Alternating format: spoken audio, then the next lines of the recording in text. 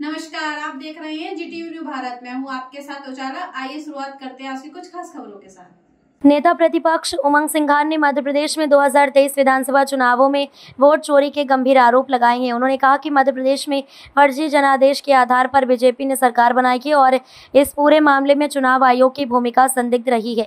सिंघार ने दावा किया कि चुनाव आयोग पारदर्शिता की बात करता है, लेकिन मतदाता सूची को लेकर लगातार गड़बड़ियां सामने आ रही हैं। सिंघार के मुताबिक केवल 2 महीने के भीतर 16 लाख से अधिक नए वोटर जोड़े गए, यानी हर दिन औसतन 26,000 मतदाता बढ़े। उन्होंने आरोप लगाया कि दिसंबर 2022 में 8.5 लाख वोटर हटाने का आदेश कागजों तक ही सीमित रहा। वहीं कई विधानसभा सीटों पर अचानक मतदाता बढ़ गए। उन्होंने कहा कि वोटर सूची की जानकारी ना तो वेबसाइट पर उपलब्ध कराई गई और ना ही पार्टियों के साथ साझा की गई। कई मामलों में दावे आपत्तियों के बावजूद नाम जोड़े गए और पोलिंग बूथों पर अलग अलग सूची भेजी गई। सिंघार ने सवाल उठाया कि इलेक्शन कमीशन का ऐप कौन चला रहा है और क्यों मतदाताओं का डेटा 3 साल तक सुरक्षित नहीं रखा जा रहा।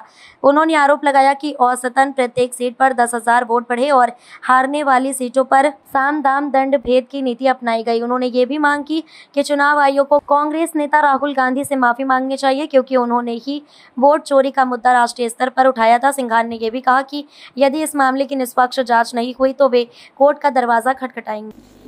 पिछले आप देख रहे हैं कि राहुल गांधी जी ने जिस प्रकार से वोट चोरी को लेके बिहार का मामला उठाया, बेंगलोर को लेके उन्होंने उदाहरण दिया कि किस प्रकार से चुनाव आयोग